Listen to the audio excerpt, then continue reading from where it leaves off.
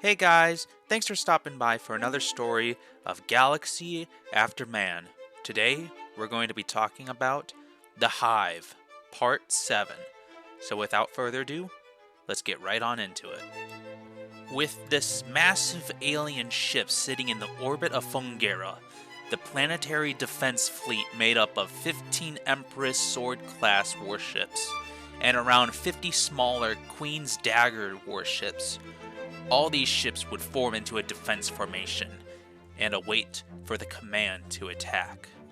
However, something was wrong. As video of the ship is shared with the Queen Mother and the Emperors, something's not right. This ship is nothing like the one that was discovered over Breg 6. This ship is much larger, lacks the yellow vein system, and most of all, the architecture was not basic. Rather, it was complex, like a work of art, maybe even beautiful. And covering the silver hull of the ship was strange writing, flags, and even paintings. The Queen Mother would begin to think the ship was not from the same species that attacked before.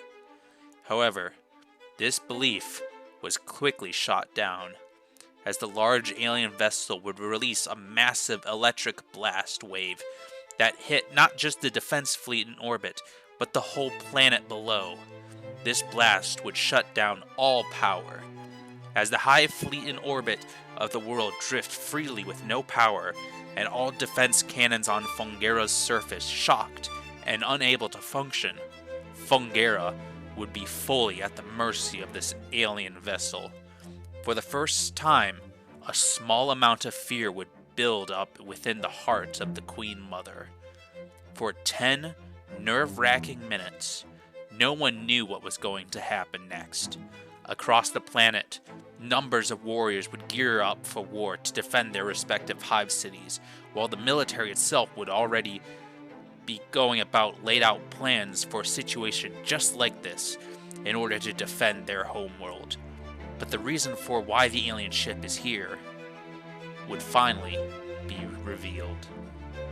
Deep under Fungera's surface, inside the Queen Mother's throne room, a yellow rift would open inside without warning, lighting up the somewhat dark room. Fully taken back by surprise, the Queen Mother would let out a roar, clearly declaring war in any language. However, out of the rift, a figure would step out, walking upright on two legs with a straight-up body supporting two arms, with a head supported by a short neck. This alien would be 6 feet tall and dressed in light, calming yellow silk-like clothing, with black writing and patterns engraved into it. The alien lifeform would clearly be bug-like, and with the being supporting a brown and bronze-colored exoskeleton.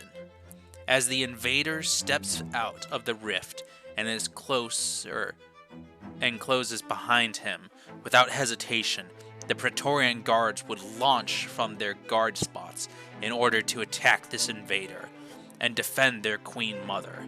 However, the creature would simply wave their hand, and all guards fall to the ground. While being awake, they can't get up and can barely move. They roar and scream at the invader, yet they can do nothing. So it was that a few emperors would step forth in front of their Queen Mother. They, with their massive size, let out a fearsome roar at the invader. But once more, with a simple movement of the alien's hand, all emperors would be flung to the side and pinned to the wall, stuck, unable to do anything but roar. All that's between the Queen Mother and this smaller alien would simply be 25 feet of air. So, in anger, the Queen Mother lets out a roar once more. Wasting little time, she begins to charge at this smaller invader. Jaws open, claws out, anger in her eyes, she would rush this creature who dares threaten her and her people. However, once more, with a simple movement of their hand, the much larger Queen Mother becomes pinned to the ground and unable to move. Refusing to show any fear, she roars and has anger in her eyes. The alien would then walk up and explain very simply to her. He would speak in her language that he is a senator from the great galactic community. Continuing, he explains that the heat bugs have earned their place and a seat within this community of spacefaring nations, and the Hive can join. They can send a senator of their own to the community capital and represent their people. The benefits would be nearly unlimited: new, more advanced technology, resources, and culture. The heat bugs have accomplished a lot, but it's time to join the great galactic community in order to help and maintain peace. Finally, the being explains his name is Cleft, part of the Blatz species, and he would be honored to allow the heat bugs to join the rest of the galaxy as equals. Taken aback by all this and processing everything, with a simple movement of his hand, Clef would allow all the heat bugs within the room to get up and move once again. And as the Queen Mother stands and towers over the senator, she would respond with an agreement and an eagerness to join this galactic community. As Cleft and the Queen Mother talk, the alien ship over Fungera would release a second wave of energy, restoring power to everything on Fungera's surface and in the planet's orbit. Yet the fleet in space, thanks to the hive mind, would already know peace has been made and back off from the attack. In fact, the Queen Mother has informed the whole hive about this peace and joining of the galactic community, and would even create a new caste, a senator. A Praetorian Guard would dress in bright yet calming blue fungus silk-based robes with some black patterns over it, representing their culture. Also, this new senator, while not physically different from a Praetorian Guard, would release pheromones similar to an emperor to help show its new status. The senator would pick a new name for themselves. Their name, Plactus, and defending him would be two normal Praetorian Guards. They would follow Cleft into a yellow rift that just opened, teleporting them onto the massive ship in orbit. Within a minute, the massive ship would open up a rift in space and exit to go to the great galactic community. So it was this day, 2259.02.09, that the Hive joined the great galactic community. Our story takes place only an hour after the alien vessel left Fungera's orbit, and is now at the galactic capital, thanks to the advanced technology of rift travel. As Senator Plactus and Cleft walk through the streets of the capital world known as Andar Prime, all around them, different alien races walk around, going about their lives and shopping, as clearly the streets are filled with different goods being traded and sold. The buildings around them would stand tall, going into this very night sky itself, only being lost to view by the clouds above. The ground is made of warmed silver plates with strange markings on them, most likely to show where to go. Plactus would be unable to help himself but follow the smell of a delicious something. Walking over to the stand with his guards and Cleft, he reaches a small stand that sells food. At this stand, a strange-looking alien would be selling even more strange-looking fish. These fish would consist of all different kinds of beautiful patterns and designs, yet the smell of the alien shopkeeper roasting the whole fish over a fire, adding a strange red spice to them, would be too good to resist. However, no money. There is no money in Plactus's pocket. Money is a concept not really known to heat bugs, so Plactus would be unable to buy food. But as a show of good faith, Clefs would buy his new ally a new fish, fresh from the fire. Shopkeeper would then hand a basket with fish sticks in it. The heat bug senator would give thanks and would taste the roasted fish sticks, letting the meat and the flavors melt in his jaws. The taste would be unlike anything he's ever had before. The perfect blend of sweet, yet a little spicy, and backed up with untold numbers of rich and exciting flavors. They continue while they eat, walking through the somewhat crowded streets to their destination. Yet, in time, the curious nature of the heat bug senator would be too much to handle, and finally, the question was asked, "What is this place?" Cleft would tell a long story about Andar Prime, how it is not a planet, but rather a large main sequence star. The star was encased by a metal city over 3,000 miles thick, creating a whole city shell around the star. This city shell, which they stand on the surface of right now, covering the star, would be enormous, and of a scale that, in truth, even he can't even fathom. This city shell, which they're on right now, has many layers, from industrial factories to gardens, to open waterfalls and swimming areas, to different types of ecological niches of many different creatures to inhabit, all covering this star. And on the bottom, where the surface hits the star, would be massive generators and shields to gather power and energy from the star to power the whole shell itself.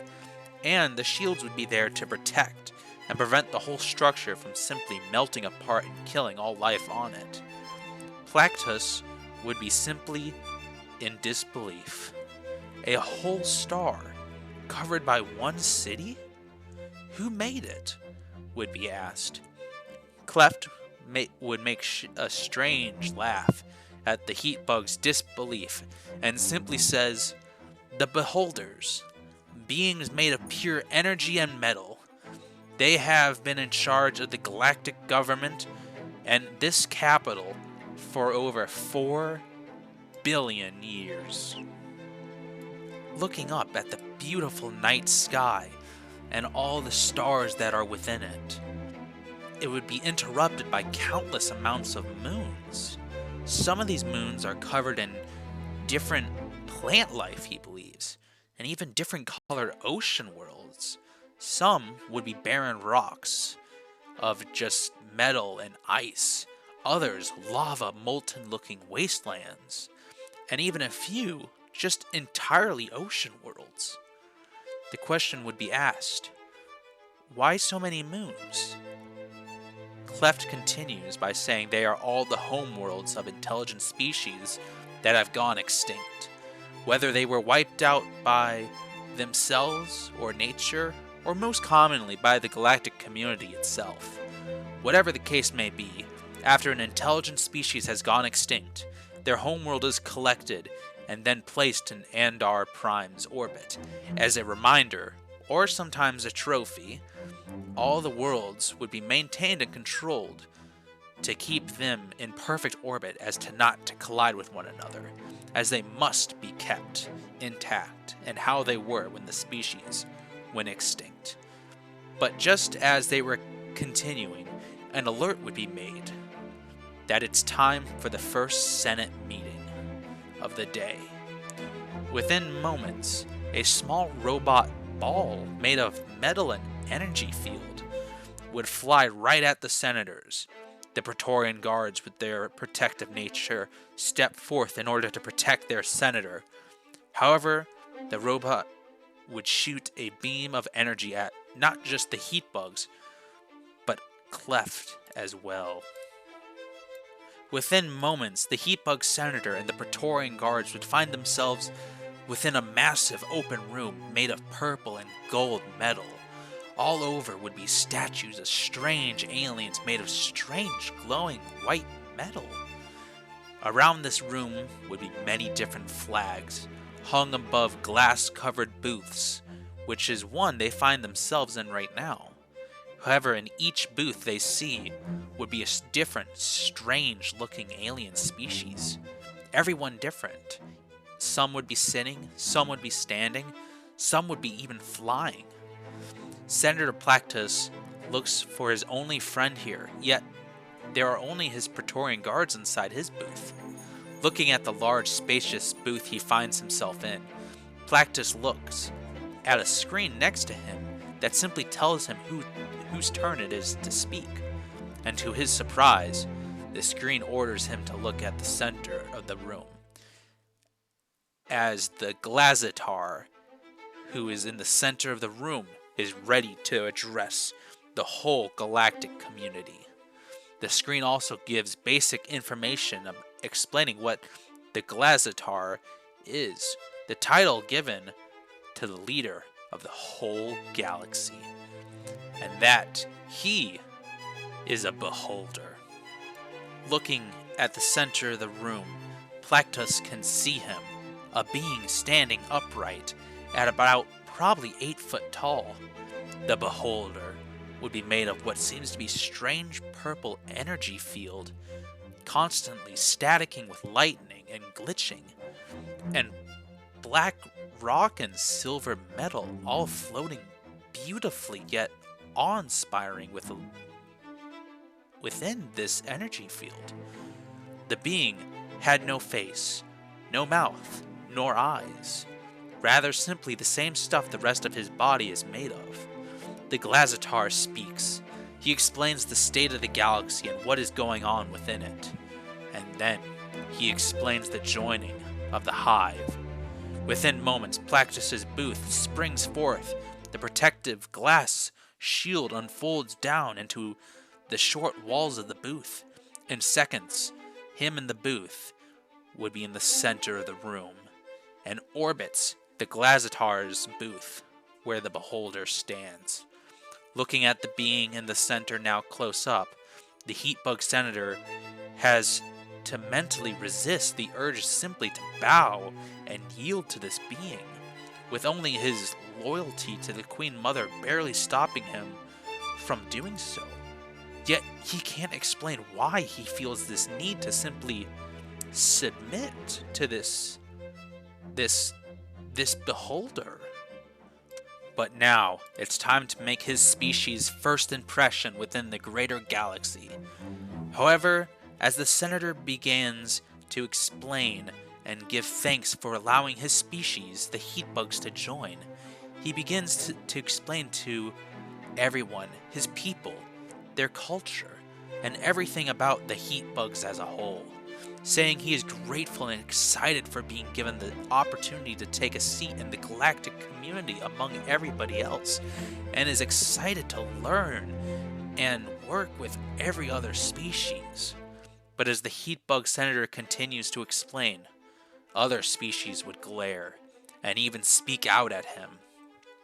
They call out hateful comments such as hive-minded animals or one-brained linked people. Some even take to the floor and explain hive-minded species are nothing but soulless monsters who have no place in this grand community.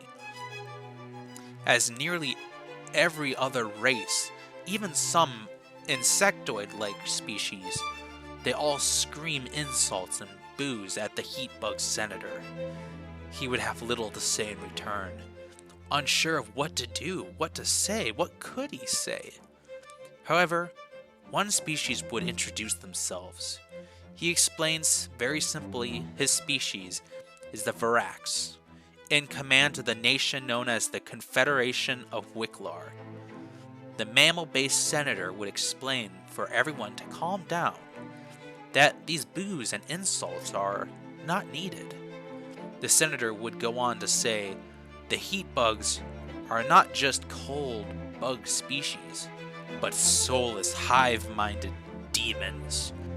Ending his speech, he simply wishes to get approval for the Confederation of Wicklar to declare war on the Hive, that his people will do the work of the galaxy and keep everyone within it safe from the evil, hive-minded heat bugs.